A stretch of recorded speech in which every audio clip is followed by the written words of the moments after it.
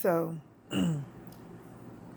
yeah, I wanted to come back and talk a little bit more. I felt like I had to rush through that last video because my camera was on SD storage and my SD card is getting full or whatever. So I had to switch it to internal storage. But anyway, so today's Christmas. And I called my husband this morning because I couldn't find one of my son's gifts that we had gotten.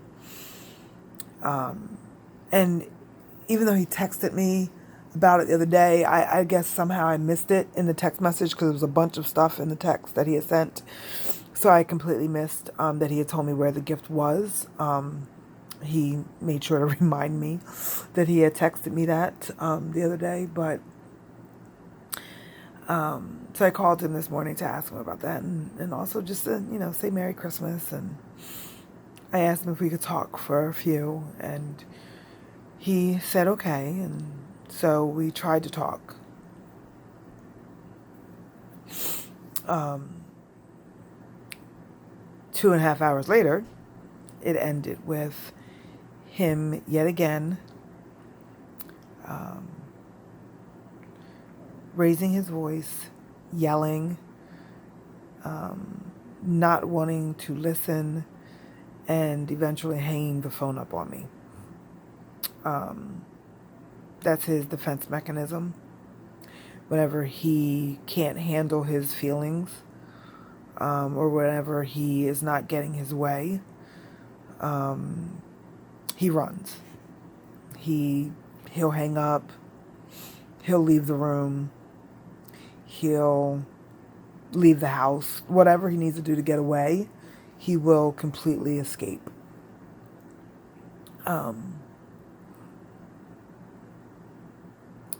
So it started with, me kind of going and telling him how I was feeling and what I was going through and what I felt about the last few days and what had happened, how we got to where we are. Then he got an opportunity to talk, and then I had interrupted him at one point because he had kept pausing, and every time he would pause, it would be like an extended pause, and I would start to say something, and he would talk, and I was like, oh wait, he's not done, and I didn't want to interrupt him and be rude, So at one of the pauses, I said, hey, can you just let me know when you're done so I can speak? And then he got angry. He got pissed at that. He's like, well, go ahead, since you want to interrupt me and I always got to, you don't want to listen to what I have to say. And I'm like, no, and he didn't want to hear what I had to say. He didn't want to hear my explanation, wasn't listening, wasn't open to listening. And then later on in the conversation, I had spoke again, kind of told him some things. Then I said, do you mind if we have like a back and forth dialogue about what we believe occurred, or whatever? And he said, okay. So we started that. It didn't, I don't know why I thought that would work. It didn't work because of course he didn't want to hear me at all. He just wanted to say what he needed to say. And in some regards, I said what I needed to say. And, and when you're angry or when you're hurt, you have a tendency to only really care about how you feel, and to only want to get out or express what you're feeling and what you're going through. It is a common trait in humans to do that, right or wrong, better or worse. And so it got to a point where he then accused me of not giving him a chance to speak and how I've been speaking this whole time and he never got a chance to speak. And even though he did have a chance to speak, he either doesn't remember it or doesn't feel like he had a chance to speak or whatever. So it's very frustrating sometimes to talk to him. But what I'm learning about in this book is how to love. And what I'm realizing, and I don't know if I'll ever get an opportunity to tell him this, but what I'm realizing is that I never loved him. I never loved him. It sounds really, really fucked up. I think I cared for him deeply, or not cared. I'm saying in the past tense, like I still don't. But I never loved him. And why I say that is because the definition of love, as I'm finding in this book, I did not do the things that were necessary to do to love somebody.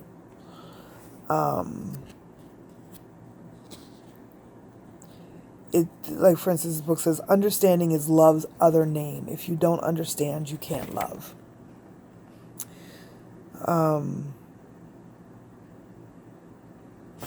It says, true love includes a feeling of deep joy that we are alive. If we don't feel this way when we feel love, then it's not true love. There's something in here, I want to say it was on page 65. I just got to find the page. No, maybe it wasn't 65. I can't remember what page it was. I'll have to go back and look for it. But, on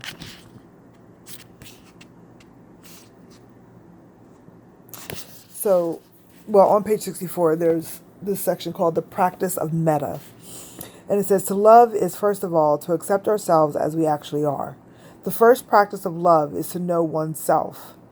The Pali word metta means loving kindness. When we practice metta meditation, we see the conditions that have caused us to be the way we are.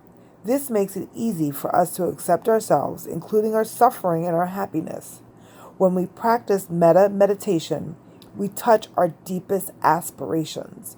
But the willingness and aspiration to love is not yet love. Listen to that again. The willingness and aspiration to love is not yet love. So you can be willing to love, you can want to love, you can aspire to love.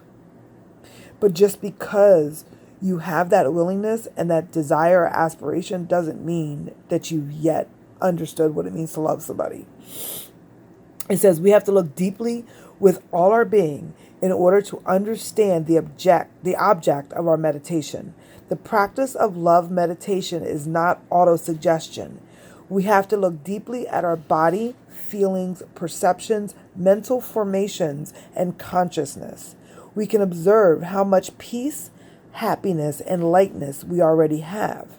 We can notice whether we are anxious about accidents or misfortunes, and how much anger, irritation, fear, anxiety, or worry are still in us. As we become aware of the feelings in us, our self-understanding will deepen. We will see how our fears and lack of peace contribute to our unhappiness, and we will see the value of loving ourselves and cultivating a heart of compassion. Love will enter our thoughts, words, and actions. So in order to truly love somebody else, you have to really love yourself. And if you are suffering through anything yourself, it makes it almost impossible to love somebody else. You have to be able to understand and accept your own suffering in order for you to be able to understand and accept the suffering of somebody else, and to be able to do what it is that you need to do to ease their suffering. Because to truly love somebody is to truly want to not only just want to ease their suffering whenever you can, but to also actively take steps to ease their suffering. There's something else in here, and I really need to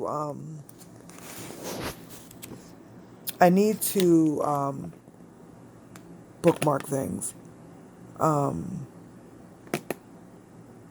Because I think it would help me in doing these talks or doing these videos, because I can reference things a lot easier than this. But this story kind of stuck out to me about how I feel I failed my husband and how I failed my marriage. It says, watering the flower in a friend. One day, I was giving a talk at our practice center in France. Two of the people in attendance were a couple from Bordeaux who visit our center on occasion. The woman was sitting in the front of the audience, and she was crying from the beginning of the talk to the end. After the talk, I went to her husband and told him, "Dear friend, your flower needs some water." He understood right away. After lunch, they drove home through the countryside, and he spent that hour and a half letting her know all the things he appreciated about her. When they arrived home, their children were surprised to see their mother and father so joyful. Transformation can happen very quickly. The husband didn't recognize the woman needed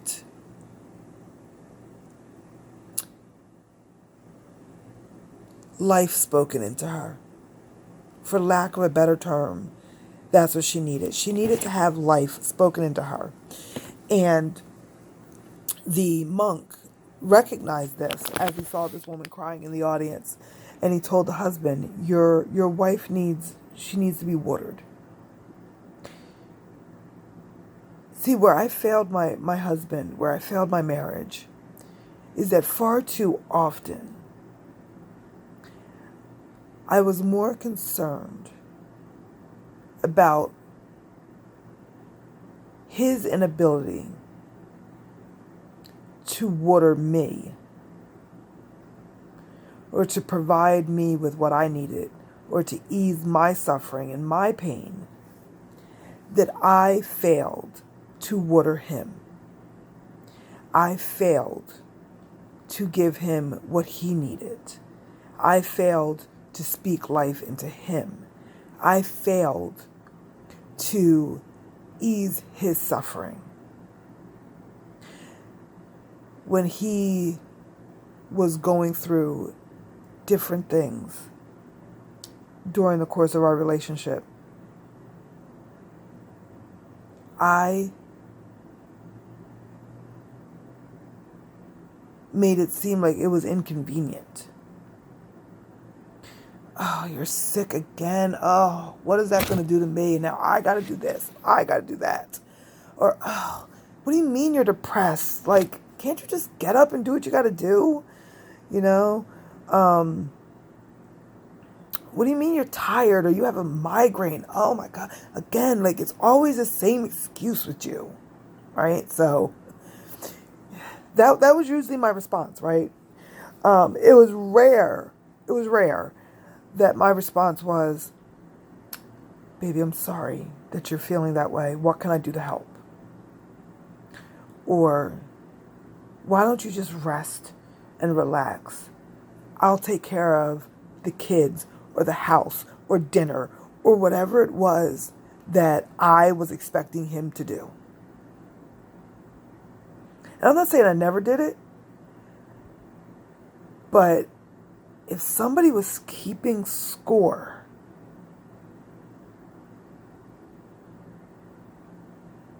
the times I didn't would win out by a landslide. A landslide. So I'm realizing that as much as I want to blame and point the finger and talk about the things that he didn't do, the things that, that he should have done better, the ways that he failed me, I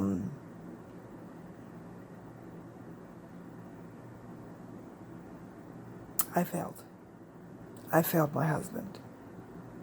I failed my marriage. I failed myself.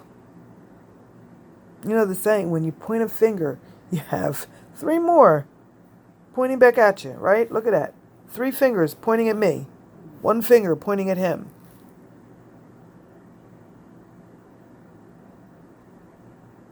Anyway, I'm going to leave at that because it's almost 15 minutes into this video. So I'm going to come back tomorrow. I'll be done reading the book by then. Talk a little bit more about what I learned. Go back through it. Highlight some areas that I want to really delve into and talk about. But it's really, I'm really starting to realize